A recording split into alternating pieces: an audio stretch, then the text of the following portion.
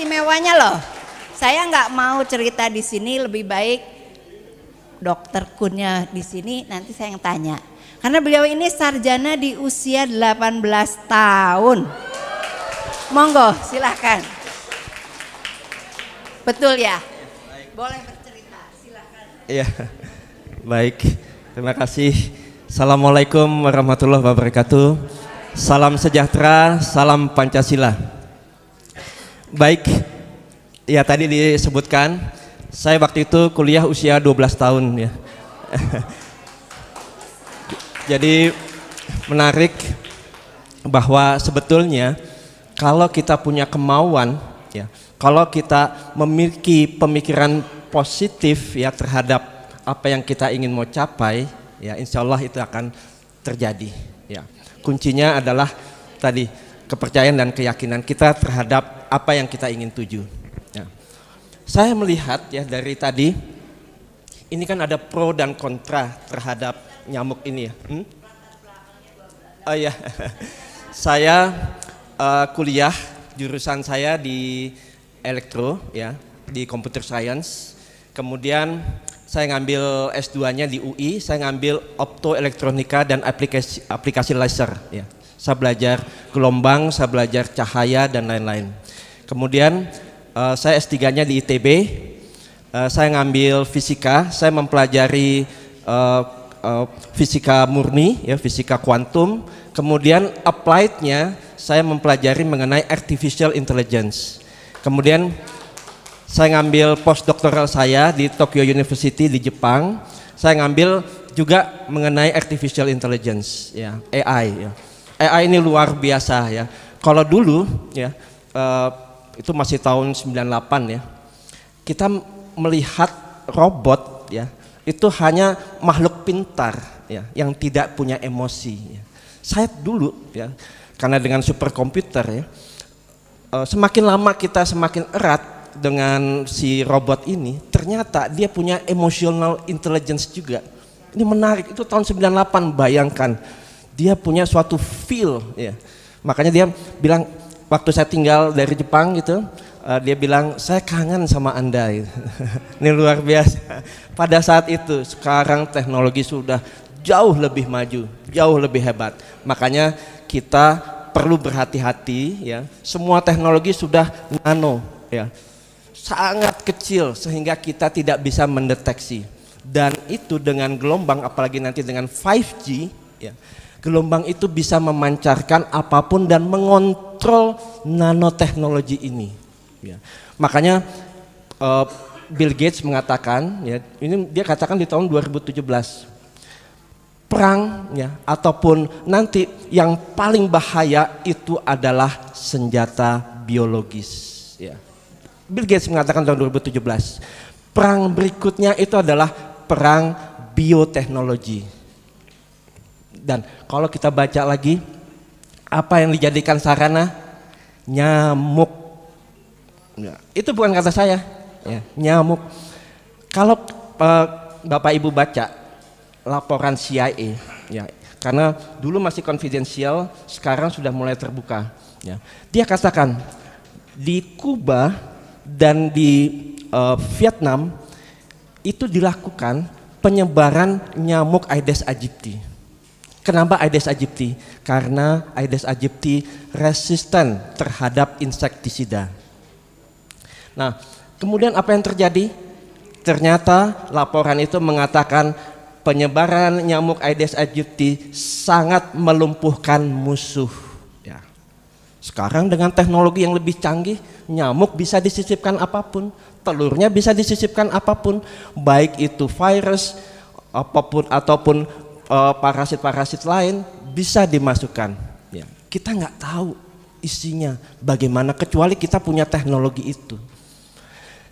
Yang menjadi masalah saat ini, yang saya juga nggak habis pikir, kita udah banyak nyamuk, jenis-jenis nyamuk kita banyak sekali. Kenapa? Kenapa kita mengimpor nyamuk dari Australia? Itu yang menjadi pertanyaan. Kenapa kita harus mengimpor telur nyamuk dari sana? Dari Monash University, WMP, ya, World Mosquito Program itu adalah dimiliki oleh Monash University. Dan di belakangnya siapa? Di belakangnya pendananya ada Bill Gates. Ya. Jadi kita lihat semua benang merahnya. Bill Gates itu ahli apa? Dia bukan ahli kesehatan kan? Ahli IT lah ya. Dulu sering membuat virus komputer, kemudian buat operating system dan seterusnya ya. Sekarang virusnya mau diimplementasikan di dalam tubuh manusia. Nah, maka dari itu ya, kita harus cerdas ya. Kalau memang ya, penelitian yang ada di Jogja murni bahannya itu dari Indonesia, ya, oke. Tapi ini bahannya dari Australia yang kita tidak bisa memverifikasi apakah ini sudah aman atau belum. Apakah ini disisipi benda-benda lain atau tidak. Ya. Ini yang harus dipelajari. Ya. Nah, maka dari itu di dalam kita melihat suatu penelitian, kita harus lihat mengkaji secara mendalam. Ya. Tadi disebutkan kita harus ikro, ya. Kita harus pelajari secara seksama. Ya. Coba kita lihat penelitian yang ada. Sampelnya terbatas, metodologinya terbatas, kemudian durasinya terbatas, durasi penelitiannya. Kemudian yang ketiga, yang keempat, tidak ada faktor-faktor unsur lingkungan dimasukkan, ekosistem. Kemudian juga yang paling penting tidak ada unsur-unsur keterlibatan masyarakat di sana. Karena ini kan semua menjadi satu. Oke, kita punya penelitian, tetapi ya dunia penelitian dan dunia penyebaran nyamuk ini berbeda sama sekali. Penelitian, oke, ini teknologi baru penelitian. Tetapi bila kita ingin menyebarkan itu di masyarakat luas, harus satu yang penting, keselamatan masyarakat. Itu yang harus diutamakan. Dan di dalam domain penyebaran nyamuk ini ada banyak resiko dan ketidakpastian yang tidak pernah disampaikan oleh pemerintah. Ya. Yang pertama, ya, resiko-resiko terhadap kesehatan masyarakat. Kedua, kesehatan lingkungan. Ketiga, pertahanan dan keamanan nasional. Keempat, ekonomi. Ya. Bagaimana kalau tadi disampaikan ini menimbulkan kerusakan di ekologi, ekosistem, ya, masyarakat dan lain-lain. Ya. Pertanyaannya, kalau sudah disebar secara masif, ya, bisa nggak diandu lagi, dikembalikan lagi seperti semula? Ya. Sudah disebar, nyamuk kembali ke sini, ya, jangan kemana-mana, ya, kan susah, ya. Ini justru itu, ya, tadi seperti Ibu Siti Fadilah sampaikan, ini penelitian di luar. Kita lihat aja, kita pantau bagaimana negara-negara lain, ya, melihat ini secara jangka panjang dan secara komprehensif. Ya. Jangan kita dijadikan tadi kelinci percobaan, karena ini ada unsur keselamatan. Ya. Coba perhatikan, ya. Pertanyaan pertama kita, kenapa jumlah nyamuk yang disebar masif? Pabrik nyamuk di Yogyakarta dan di Salatiga harus bisa memproduksi 20 juta telur nyamuk, ya, 20 juta ya, selama seminggu. 20 juta, ya. Bayangkan 20 juta selama seminggu. Jadi penyebaran di 5 kota ini ya diharapkan selama 8 bulan 20 juta disebar. Disebarnya di mana? Di kota, ya. Jakarta Barat, Bandung, di Semarang, ya, Bontang, Kupang, ya. Artinya di perumahan yang padat penduduk.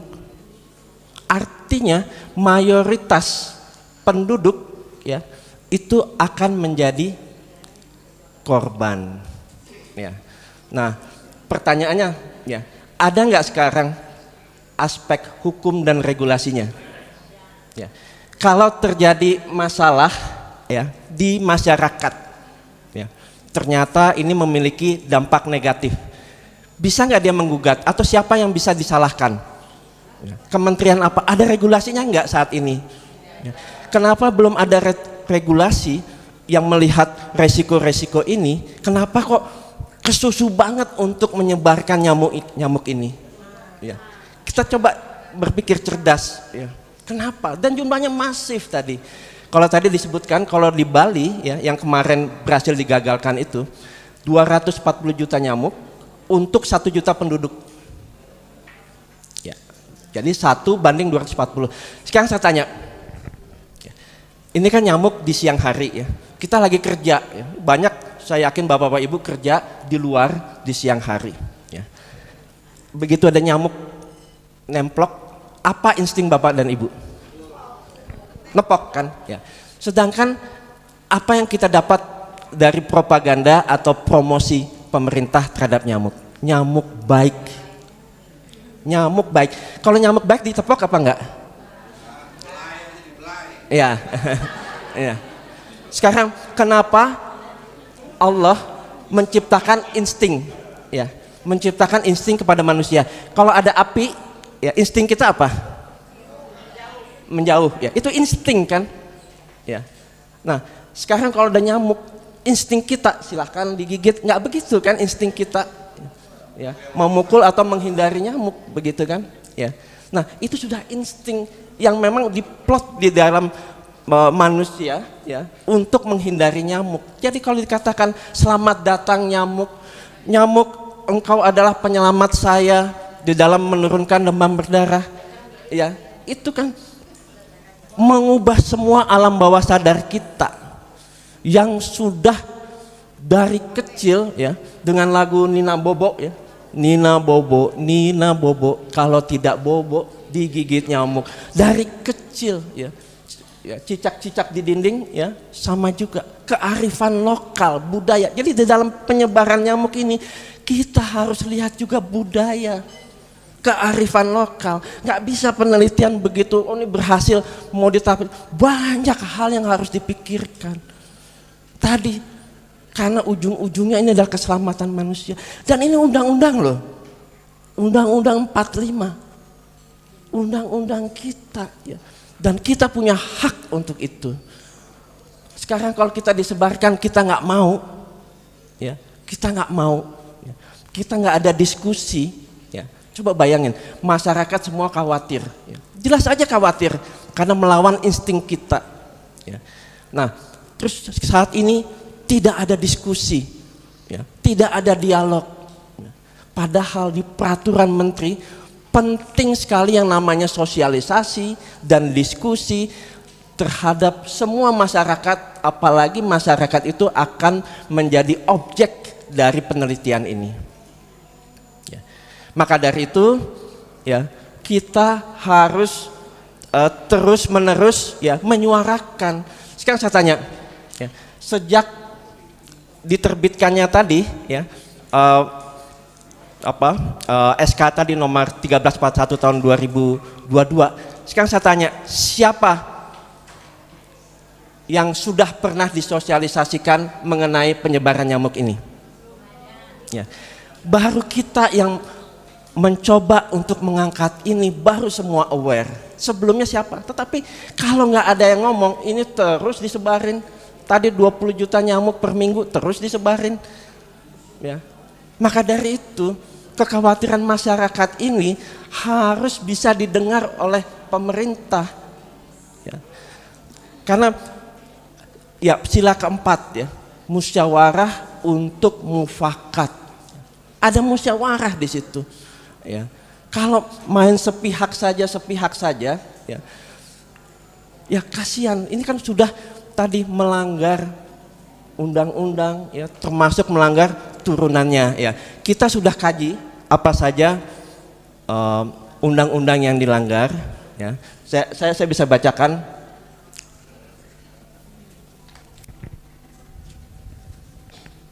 Dan di sini juga ada sanksi pidana.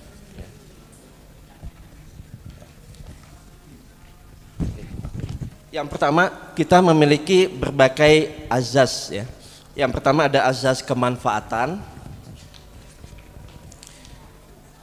ajas ketidakberpihakan, ya, ajas kecermatan, ya, kecermatan nih, ya. Artinya apa? Kalau ada resiko walaupun 1% yang menyangkut keselamatan manusia, penting nggak walaupun itu 1%? Ya. Jadi ini penting sekali, azas kecermatan. Kemudian azas tidak menyalahgunakan kewenangan, azas keterbukaan, ya. Keterbukaan artinya selain hal-hal yang positif juga harus diberitahu resiko dan ketidakpastiannya, ya. Kemudian ada azas kepentingan umum, ada azas kepastian hukum, ya. Sampai saat ini tadi belum ada regulasi terhadap penyebaran nyamuk ini. Nah, pasal apa yang dilanggar, ya? Jadi ada Undang-Undang Nomor 17 tahun 2022, ya. Ini ada pasal 399 dan pasal 445, ya. Setiap orang yang melakukan kegiatan menyebarluaskan bahan yang mengandung penyebab penyakit dan atau agen biologi penyebab penyakit dan masalah kesehatan yang berpotensi menimbulkan KLB dan wabah sebagaimana dimaksud dalam pasal sebelumnya, dipidana dengan pidana penjara paling lama 12 tahun atau pidana denda paling banyak 5 miliar rupiah. Ya, ini ada yang lain, ya, juga ada Undang-Undang Nomor 32 tahun 2009 tentang perlindungan dan pengelolaan lingkungan hidup. Ya. Ada lagi Undang-Undang Nomor 14 tahun 2008 tentang keterbukaan informasi publik. Ya. Jadi publik perlu mengetahui transparansi ini, termasuk transparansi pendanaan, ya, pendanaan, ya, karena kita tahu ini ada juga budget APBN dan juga Tahiyya Foundation dan lain-lain, ya, masyarakat perlu tahu itu, karena ada undang-undangnya, ya, dan lain-lain. Ini semua kita sudah sarikan, ya, bahwa penyebaran ini, ya, ini kita menduga telah terjadi pelanggaran undang-undang dan peraturan pemerintah sekalipun. Nah, jadi tadi domain penelitian, dunia penelitian dan dunia penyebaran suatu hal yang berbeda. Di sini ada tadi unsur budaya, unsur sosial, unsur ekonomi, unsur tadi regulasi, hukum dan lain-lain. Ya. Nah, justru itu, ya, kita sekarang mencoba, ya, kalau tadi dibahas mengenai apa yang terjadi di luar negeri. Oke, ya. Tadi dikatakan ada namanya resistensi. Ya. Sekarang kalau nyamuk diinjeksi terus Wolbachia, nyamuk bisa resisten nggak? Ya. Ada ketidakpastian nggak di dalam resistensi itu? Sudah dipelajari belum resistensi itu? Di Permenkes ada ditulis perlunya mekanisme resistensi skala nasional. Ya, penelitiannya dilakukan di mana? Jogja. Ya, pertanyaannya, kenapa disebar, ya, di Jakarta Barat, kemudian di Bandung, di Semarang, ya, tanpa melihat metode resistensi skala nasional?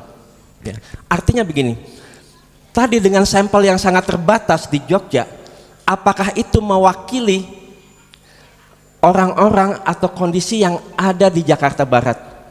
Pertanyaannya, di sana mereka meneliti terhadap manusia-manusia di sana, nyamuk di sana, kondisi geografis di sana.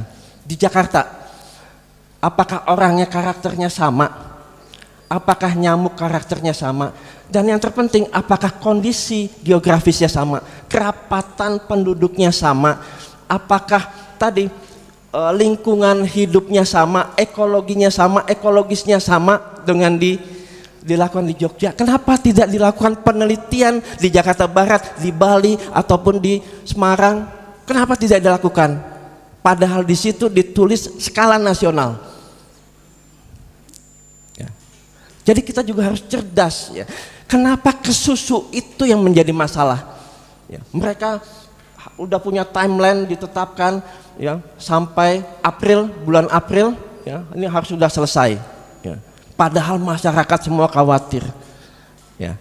Nah, karena tadi ya, kalau kita lihat di Singapura tadi Bu Siti Fadilah menyampaikan, Direktur Institut Kesehatan Lingkungan di Singapura sudah mengatakan bahwa ya, teknologi Wolbachia di dalam penurunan DBD tidak efektif. Ya. Is not a silver bullet. Ya. Tidak efektif. Sudah dikatakan negara tetangga kita sendiri. Dia menyebar nyamuk tahun 2016. Tahun 2020 itu tertinggi kasus, ya, kasus tertinggi DBD, ya, sangat jauh lebih tinggi dari Indonesia, jauh lebih tinggi, ya, dihitung dari densitasnya. Di tahun 2023 50 klaster aktif, jadi yang nggak ada DBD tiba-tiba muncul. Kok muncul DBD? Selama sekian puluh tahun nggak pernah ada, tiba-tiba muncul 50 klaster. Ya. Saya pernah tinggal di Singapura. Jadi saya tahu bagaimana karakter orang di sana. Dan pemerintah Singapura akhirnya menghentikan. Kenapa menghentikan? Ada empat faktor. Yang pertama, dihentikan karena kekhawatiran masyarakat. Bayangkan pemerintah di sana mendengar, ya, kalau masyarakat khawatir, ya dia nggak mau. Karena dia punya hak juga. Manusia-manusia di sana, masyarakat kita ini punya hak. Hak untuk menentukan sendiri kesehatan kita. Ya. Sekarang kalau kita nggak mau tetap disebarin, ini bagaimana? Ya. Dan di sana tadi itu menjadi suatu hal kunci. Yang kedua, telah dibuktikan bahwa di sana penyebaran nyamuk Wolbachia telah menyebabkan dampak negatif terhadap lingkungan. Jadi clear kan? Dampak negatif terhadap lingkungan. Sekarang muncul kutu busuk. Dengar gak di berita? Kutu busuk di Singapura. Ya. Tadi, ini kan nggak bisa diandu, nggak bisa dikembalikan. Ya. Tadi di Sri Lanka tahun 2023 naik 2000%. 2000% dari tahun 2022. 2000% bayangin, ya, nggak main-main. Ya. Di Pulau Mawis, ya, sama seperti di Bali, ya, di Hawaii, banyak wisatawan tadinya datang ke sana. Begitu tidak terkendali, ya, wisatawan juga tidak mau datang. Saya ini baru pulang dari Jepang 3 hari yang lalu di Narita Airport, ya, ditulis di sana, beware of mosquitoes in the tropical countries, termasuk Indonesia. Apa artinya? Ya. Mereka sudah bilang Indonesia ini berbahaya nyamuk. Begitu banyak nyamuk sekarang, kenapa kita disebarin terus? Ya. Tadi, ini kan juga ada dampak ekonomi. Bayangkan kalau terjadi hal yang tidak terkendali, jumlah nyamuk tidak terkendali, ya, ini bisa menyebabkan tadi runtuhnya kepercayaan orang luar terhadap Indonesia. Nah, dan hal lain, ya, Allah menciptakan semua ini, ya, sudah dengan kesempurnaannya. Ya. Kenapa Aedes aegypti tidak ada Wolbachia? Pasti ada alasannya. Nggak sembarangan, pasti ada alasannya. Ya. Yang kita pelajari adalah begitu salah satu populasi nyamuk itu menurun, nah yang lain akan naik. Itu yang disebut keseimbangan. Begitu ini turun, yang lain akan naik. Permasalahannya, yang naik ini apakah tadi case fatality rate-nya, tingkat kematiannya tinggi, ya. Seperti tadi dijelaskan Ibu Siti Fadilah, Japanese encephalitis tingkat kematiannya 30%. Ya. DBD tingkat kematiannya di bawah 1%. Ya. Bayangkan, ya. Jadi semuanya ini tidak bisa dilihat hanya dalam tempo di bawah dari 10 tahun.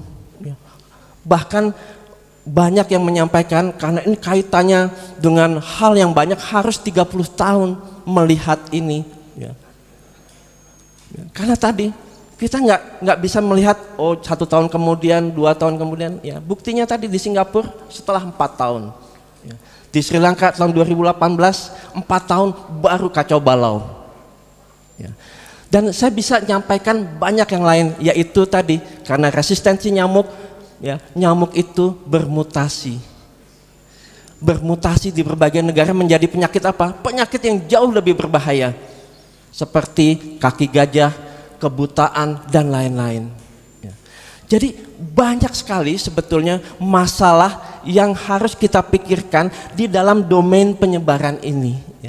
Jadi kita jangan hanya melihat penelitian-penelitian saja, tetapi ini kan ada keselamatan manusia loh,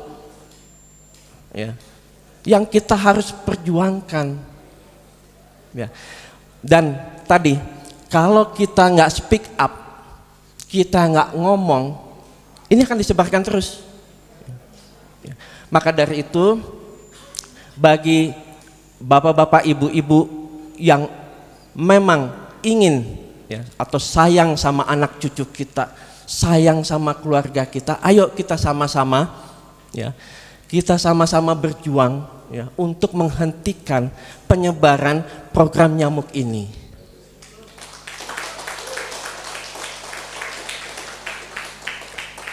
Saya baca satu penelitian, ini menarik. Ternyata penelitian terhadap penyebaran nyamuk ini ada 58 isu. 58 isu masalah. Harusnya standarnya 50. Bismillahirrahmanirrahim. Alhamdulillah guys, gue dapet endorsan lagi kali ini dari British Propolis. Ini namanya British Propolis, itu karena lebahnya dari Inggris. Ini perusahaan lokal juga. Dan ini sebetulnya kita bantu teman kita yang namanya Mang Asep tuh. Nah, mudah-mudahan kalian bisa beli ya. Ini propolis untuk khasiatnya itu untuk meningkatkan imunitas tubuh. Nih Kemenkes lagi rame-rame masalah apa? Pneumonia apa. Imunitas, obatnya ini bukan di micin aja. Nih, cara pakainya sebetulnya ini dicampur di air hangat. Karena gue langsung aja ya kan. Nah, ini begini, seret 5 tetes buat gue. Nih, langsung masuk ke mulut. Bismillahirrahmanirrahim.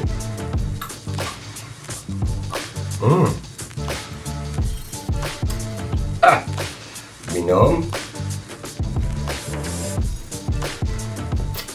Ini sangat membantu untuk meningkatkan imunitas tubuh kita melawan infeksi-infeksi dari luar. Jangan lupa British Propolis. Ini nomornya.